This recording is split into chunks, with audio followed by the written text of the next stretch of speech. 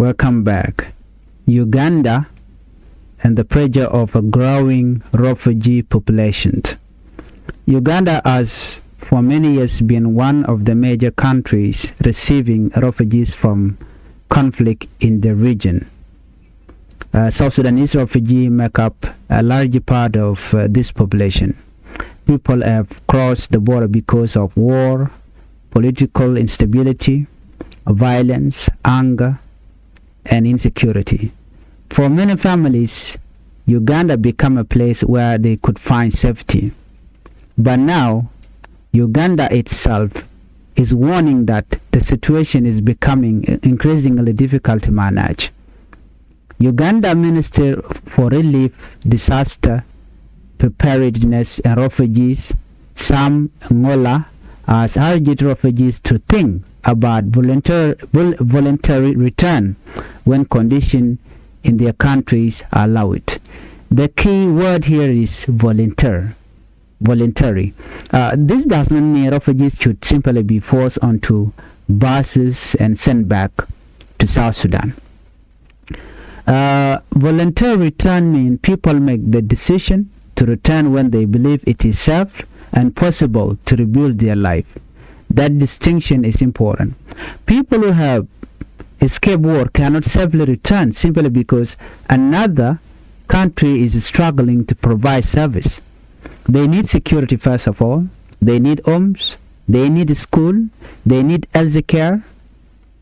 They need food. And most importantly, they need confidence that the conflict that forced them to leave has truly ended.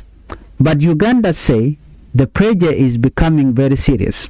According to the information provided, Uganda refugee population has grown from around 500,000 to more than 1.25 million in just 1 year. That is a huge increase.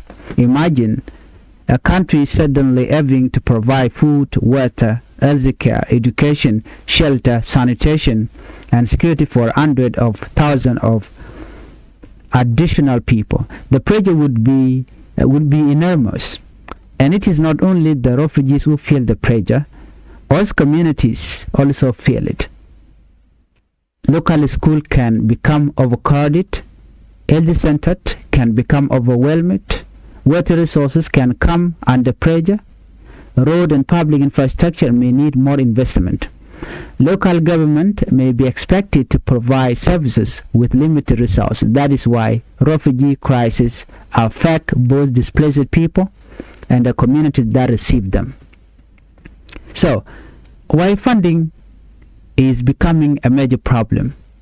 The biggest concern raised by Uganda is money. Humanitarian operations depend heavily on international funding. Government, international organizations, charities, and donors provide money that is then used to support refugees and other vulnerable people. But when donations decline, humanitarian organizations have to make difficult decisions. The Uganda ministers say the country is operating with less than half of the humanitarian funding it needs. That creates a serious problem. A government cannot simply create international donor money. An humanitarian organization cannot continue spending indefinitely without resources. This is why the minister said Uganda is finding it difficult to plan for the future. The number of refugees continue to change. They need continue to grow, but the available funding does not necessarily grow at the same speed. This creates what we might call a humanitarian gap. The need are increasing, the resources are decreasing, and the difference between the two becomes bigger. That is where the danger began. When there is not enough money, food programs may be reduced, healthcare program may be cut, education program may lose support, water project, shelter assistance may become limited, and vulnerable families may be left with fewer options. Why people are still fleeing to Uganda? There is another important question. If funding is declining, why are people still arriving? The answer is simple. People do not normally leave their home because they want to become refugees. They leave because staying has become too dangerous or impossible. The information provided point to several causes. Conflict is one. Political instability is another. Climate-related disasters are also contributing to displacement. Across the region, families can find themselves facing several problems at the same time. A community may experience conflict, then crop may fail, then food prices may rise, then families may lose their homes. At some point, people have no choice but to move. This is why refugees movement can continue even when humanitarian organizations are already struggling. The need does not wait for the funding. People do not stop running from danger simply because a humanitarian budget is nearly finished.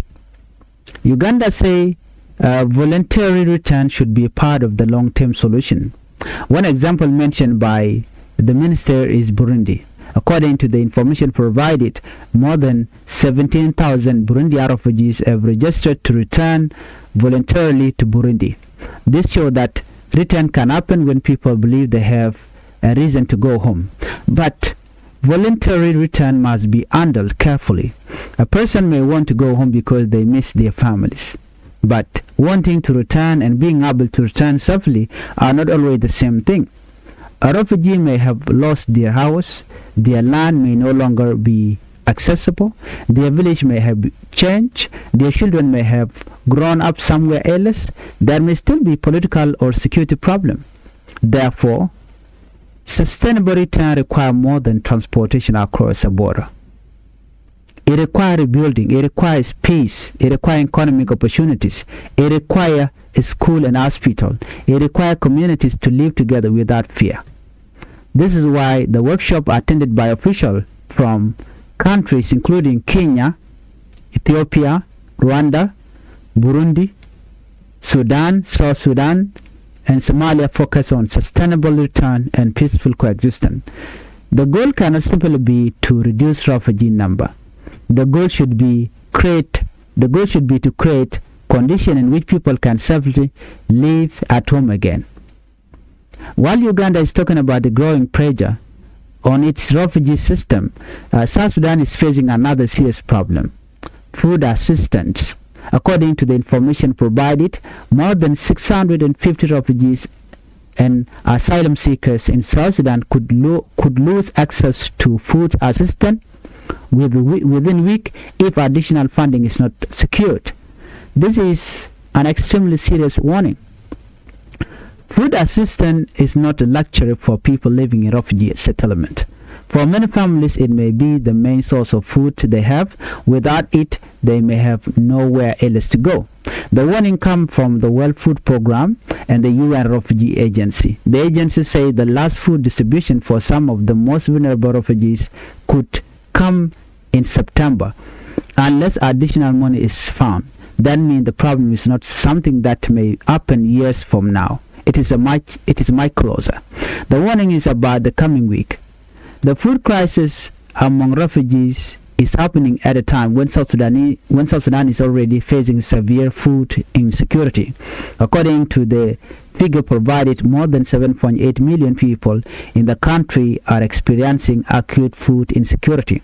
Around 2.2 million children are also facing acute malnutrition. These numbers are difficult to imagine, but behind them are individual human beings. A mother deciding which child should eat first, a father looking for work so he can buy food, a child going to bed hungry, a family reducing meal from 3 times a day to once or twice. This is what statistics mean on the ground. They mean people are making painful decisions every day. Another major factor is the continuing conflict in neighboring Sudan. South Sudan is receiving thousands of refugees and returnees from Sudan. According to the information provided, around 3,000 refugees and returnees are arriving every week. Think about that. Every week, thousands of people are crossing into a country that is already struggled with its own food crisis. This creates a difficult situation. South Sudan wants to provide protection to people fleeing war, but South Sudan also has limited resources. Humanitarian agencies are already struggling to fund existing operations, so the arrival of more people creates even more pressure. This is perhaps the most important question. What happens if food assistance stops? The answer is not simply that people will become angry. The consequence can spread across entire communities. Families may sell whatever they own. They may sell livestock. They may sell household items. Children may leave school. Young people may look for work instead of studying. Families may borrow money. Some people may move again in search of food. Others may try to return to places that are still unsafe. The information provided say some refugees have already asked for help returning to Sudan, but UNHCR does not consider conditions they are safe for return. This creates a terrible situation. People may feel that remaining where they are means anger, but returning home may mean danger. That is the difficult reality facing many displaced families across South Sudan.